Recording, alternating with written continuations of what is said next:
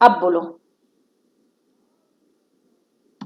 Ma'am जो चित्रलेखा है वो यशोधरा के पिता को वचन दे देती है कि मतलब यशोधरा का विवाह बीजगुप्त से होगा, जबकि वो जानती है कि बीजगुप्त ऐसा नहीं चाहता। बीजगुप्त तो उससे प्रेम करता है, लेकिन फिर भी वो वचन दे देती है। किस लिए? उसके अरे योगी के लिए। वो ये सोचती है ना कि अगर मैं नहीं रहूंगी तो अपने आप बीजगुप्त फिर यशोधरा को अपना लेगा।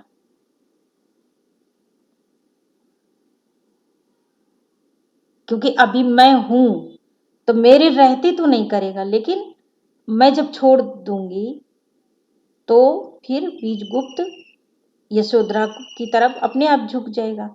इसलिए वो वचन दे देती है, क्योंकि वो मन ही मन निश्चित कर लेती है कि वो बीजगुप्त की जिंदगी से निकल जाएगी। और जो मैम योगी होते हैं उसपे, हम्म। योगी मैम पहले तो जैसे चित्रलेखा को देख के मतलब उन्होंने यूं तो सन्यास लिया होता है कि बहुत पक्के सन्यासी होते हैं वो, लेकिन चित्रलेखा को जब भी देखते हैं वो हिल जाते हैं हमेशा। तो वो पक्के सन्यासी नहीं थे, वो सन्यासी तो ढोंगी थे, कच्चे ही सन्यासी थे। क्योंकि आप एक बात देख बताओ कि मान लो तुम कहो कि मुझे मेवा पसंद नहीं है, मुझे पनीर पसंद नहीं है, मुझे दूध पसंद नहीं है, मुझे घी पसंद नहीं है, जितनी अच्छी चीजें हैं अगर तुम कहो कि मुझे पसंद नहीं है और मैं तो खा ही नहीं सकती, ये तो बीमारी की जड़ है, इसमें कोई, ये तो बेकार में शरीर को बर्बाद करने की चीजें हैं, तो सब कुछ तुमने सुने सुनाए आधार पे बोला, अगर तुमने खाया नहीं है, ठीक है। जब तुमने खाया ही नहीं है और तुमने समझा ही नहीं है कि उसका बॉडी पे क्या असर पड़ेगा, क्या उसका रिएक्शन रहेगा, तो और तुम्हें मिला भी नहीं है, तुमने खाया भी नहीं, तुमने छोड़ कभी घर में ध्यान नहीं दिया उस पे, और फिर कहो तो ये गलत होगा। अगर तुमने ये सब चीजें खाई हैं और फिर तुम बोलो तो वो बात सच्ची हो सकती है। तो आप ये देखो कि जब कोई चीज, जो चीज यूज करी है और यूज करके मन भर गया है, फिर तुम कहो मैंने ये छोड़ दिया है, ये तुम बर्बादी का साधन है, तो वो तुम्हारे कहने में तुम्हारा अनुभव भी होगा और छोड़ना चाहोगे तो छोड़ भी दोगे। लेकिन अगर तुमने वो चीज खाई ही नहीं है तो कह तो दोगे, लेकिन थोड़ा थोड़ा मन में रहेगा यार कैसा लगता होगा, एक बार खा के तो देखूंगी, खा के देखना चाहिए, लगता रहेगा कि नहीं। और जब सामने वो कोई खाता हो, परोसता हो, रोज रोज बनता हो, तो लगेगा एक बार यार खा ही लिया जाए, देख ही लिया जाए कि कैसा है, एक लालच बना रहेगा। और स्त्री पुरुष का आकर्षण तो एक ऐसा आकर्षण है कि जो व्यक्ति शरीर धारण ही करने का यही पर्पस है, जो प्रकृति है वो अपने आप एक दूसरे को खींचती है, जैसे लोहा चुंबक को खींचता है। जैसे जैसे युवा होते जाते हैं एक दूसरे की ओर खींचते हैं, ये बहुत सहज स्वाभाविक है। ये एक दूसरे की नीड ऐसी ही बनाई गई है, जो कि मैं पहले अपनी कई क्लासों में कह चुकी हूँ कि जिस तरह से तुम्हारे शरीर को भूख लगती है, प्यास लगती है, नींद आती है, थक जाता है, फ्रेश हो जाता है, उसी तरह सेक्स अपना रोल निभाता है। अब ये अलग बात है कि शुरू में कम उम्र जब होती है तब व्यक्ति को सिर्फ जिज्ञासा होती है, मतलब अनुभव कुछ नहीं होता है। फिर जैसे जैसे बड़ा होता है वैसे वैसे जबरदस्त तीव्र, मतलब फिर अनकंट्रोल चीजें उसके अंदर आती हैं। तो अगर व्यक्ति ने पहले शरीर को भोग रखा हो, चाहे स्त्री हो चाहे पुरुष, और फिर इसके बाद लगे कि सब व्यर्थ है, बेकार, शरीर नष्ट ही होता है और होता क्या है इससे, तो वो छोड़ सकता है। लेकिन जिसने ये चीज भोगी ही नहीं है उसको तो लगता रहेगा एक बार गले लगा लूं, एक बार किस कर लूं, एक बार ये भी कर लूं, एक बार वो भी कर लूं, आखिर उस मन कर रहा। तब तक जो चीज हुई नहीं है उस चीज की प्रति आकर्षण तो रहेगा ही। तुम देखोगे जो नानी दादी पहले कहानियां सुनाया करती थी, तो नानी दादी नाना दादा सब सुनाते थे, तो अक्सर होता था कि राजकुमारों को कहा जाता था पूर्व की ओर मत जाना, तो वो पूर्व की ओर ही जाते थे। अगर उनको कहा जाता था दक्षिण की तरफ मत जाना, तो दक्षिण की ओर ही जाते थे। कोई चीज अगर मना करी गई है कि ये करना मत और तुमने करके देखी नहीं है, तो हमेशा रहेगा कि यार कर ली जाए, जब कोई मूवी ये कहा जाता है कि वो तो उसका विरोध हो रहा है, उसको तो देखना नहीं चाहिए, उसको वो तो बहुत बेकार है, उस पे तो बैन लगा दिया। तो व्यक्ति अगर बैन लगा दे ना तो छुप छुप के ब्लैक में खरीद खरीद के देखता है, वैसे चाहे मूवी ना देखे, क्योंकि जो चीज मना करी जाएगी वो चीज पे आकर्षण रहेगा। तो इन्होंने तो अपना सुन रखा होगा कि स्त्री बड़ी बुरी चीज है, गत कर देती है, बर्बाद कर देती है, तो इन्होंने स्त्री छोड़ दी। पर स्त्री का जो आकर्षण है वो तो जिंदा है ना शरीर के अंदर। स्त्री ना मिले तो खूब हाँको कि स्त्री से तो मैं बिल्कुल उसको नागिन समझता हूँ, मैं तो उसको विष समझता हूँ, कुछ भी कहो। लेकिन जब सामने आएगी तो रोके नहीं रुकेगा शरीर, मन नहीं रुकेगा। तो ये सन्यासी होना नहीं है।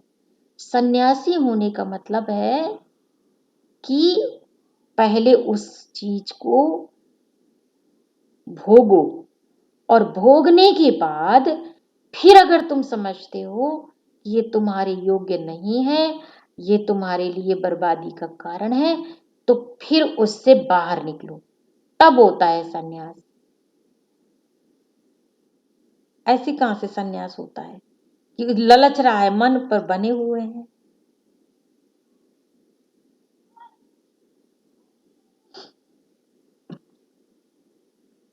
और कुछ?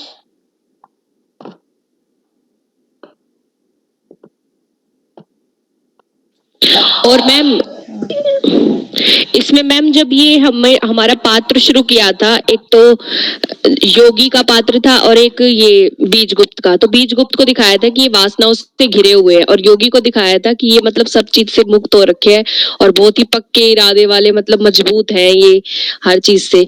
और फिर मैम जब ये दोनों शिक्षक, जो एक विशाल देव होता है और एक और होता है, ये दोनों जो मतलब इन दोनों के पास गए होते हैं सीखने, तो मैम देखा दोनों के पास ही पाप का पता चल जाता है इन लोगों को, क्योंकि योगी भी अपने जो इरादे होते हैं उसे डगबगा जाते हैं, और विशाल देव और वो जो बीजगुप्त है उसको बहुत मतलब वैसा दिखाया होता है कि वासनाओं से घिरा है, लेकिन फिर भी वो जो यशोधरा होती है, यशोधरा को मैम वो विशाल देव से शादी मतलब करनी होती है।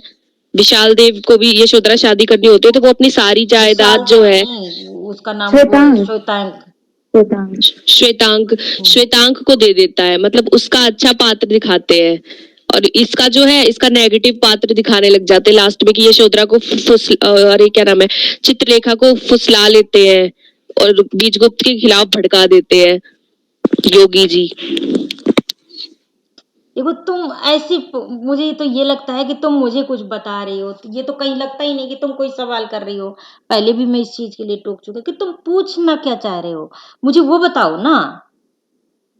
तुम प्रश्न नहीं सामने रखती, तुम कहानी बताती हो। तो कहानी तो मुझे भी पता है, मैं उसका क्या करूं? कहानी मतलब मैम मैं ये पूछना चाहती हूँ कि जो योगी होते हैं वो पाप की तरफ बढ़ने लगते हैं, और ये जो ये बीजगुप्त होते हैं और ये उसके मतलब पुण्य का काम करने लग जाते हैं बाद में, जिनको मतलब वासनाओं से घिरा हुआ दिखाते हैं। हाँ, तो जानना क्या है इसमें? प्रश्न कहाँ हुआ? यही दिखाते हैं, यही सही है। और सच तो यह है कि दिखाते नहीं है, दिखता है ऐसा। तो अब तुम्हारा सवाल क्या है?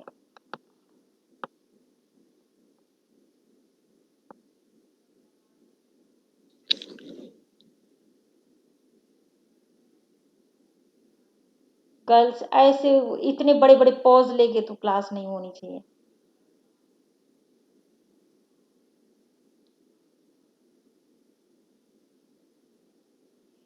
तब तक किसी और का है तो वो पूछ लो, मैं तब तक अपना ये क्वेश्चन देख लेती हूँ।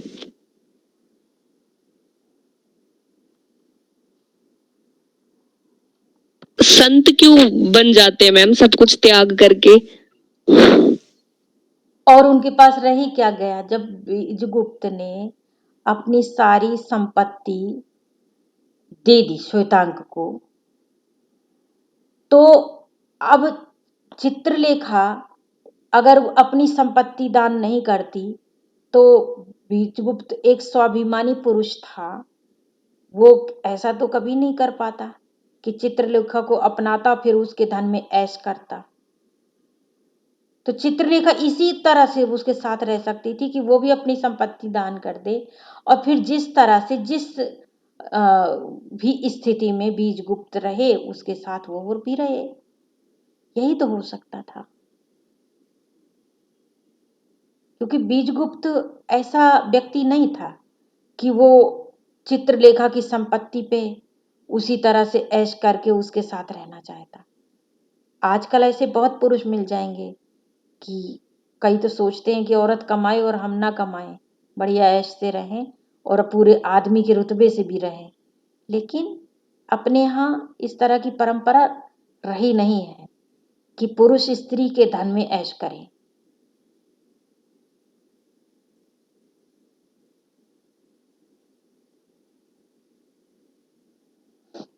और कुछ?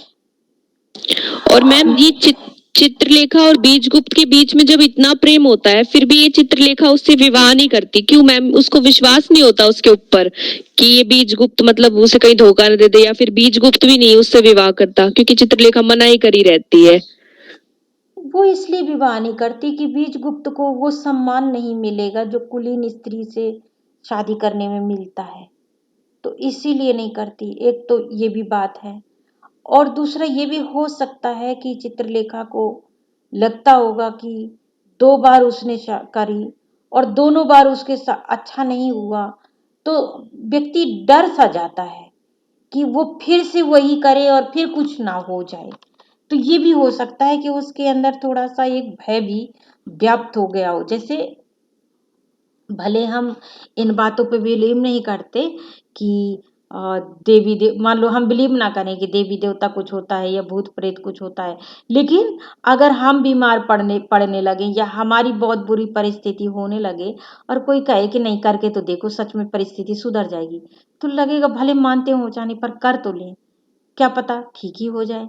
तो उसके साथ 2 बार तुमने देखा और दोनों पुरुषों की डेथ हो गई, तो एक ये भी हो सकता है कि उसके अंदर एक दहशत सी समा गई हो। लेकिन इसके अलावा जो सामाजिक कारण दिखता है वो यही कि एक कुलीन स्त्री से जो शादी करते हैं तो उसी को जो जो ये पंडित पुरोहित राजा और जितने भी लोग हैं वो उसी को सम्मान देते हैं, और इसको सम्मान नहीं दे पाते कि नर्तकी वगैरह से शादी करते। तो बीजगुप्त एक कुलीन पुरुष है, सामंत है, सब कुछ है उसका, सब तरह से मतलब एक समाज का प्रतिष्ठित व्यक्ति है। तुम देख रहे हो मृत्युंजय तक अपनी लड़की देने के लिए तैयार है, जो धर्मस्थ है उस पूरे मतलब राज्य का। तो उसकी इतनी बड़ी रिपुटेशन है, तो अगर वो चित्रलेखा से शादी करता तो समाज स्वीकार नहीं कर पाता। तो जो प्रेम करता है वो कभी नहीं चाहता कि उसके कारण उसका प्रेमी बदनाम हो या उसकी निंदा हो, उसे कोई उपेक्षित करे और उस वो देखे तो उसे नहीं देखा जाएगा। तो इसलिए इस चित्रलेखा ने निश्चित किया होगा कि वो शादी नहीं करेगी। बीजगुप्त अगर शादी करना चाहेगा तो कर लेगा, और नहीं करना चाहेगा तो कोई बात नहीं, वो साथ तो है ही।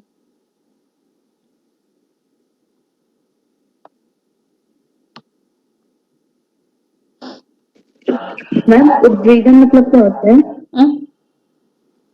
उद्वेगन मतलब क्या होता है? बेचैनी।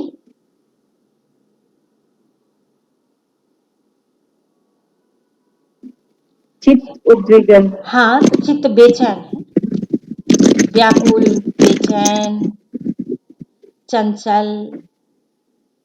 बेचैन तुम ज्यादा आसानी से समझ सकते हो, इसलिए सबसे पहला जी शब्द वही इस्तेमाल किया मैंने।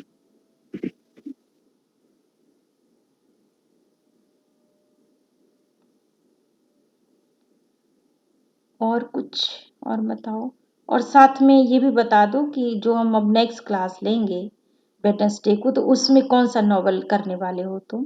मैम चित्रलेखा। यही कर लेंगे मैम, चित्रलेखा। ठीक है, क्योंकि अब तो वेडनेसडे को ही होगी ना तुम्हारी क्लास। जी मैम। हाँ, कभी कोई क्वेश्चन हो तो फटाफट लेते जाओ, फिर मैं तुम्हारी अटेंडेंस ले लूंगी।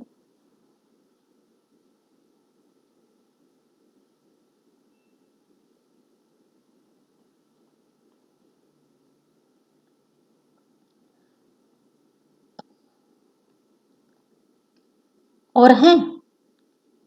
क्वेश्चन, क्योंकि बीच बीच में कितना कितना देर के लिए खामोश रह रहे हैं। नहीं है मैम, मेरी नहीं है अब। नहीं मैम, अटेंडेंस ले लीजिए। ले लूं? Yes ma'am. हाँ जी मैम, ले लीजिए। लेती हूँ। Speech mode talk. Meet in it. OBS 26.1.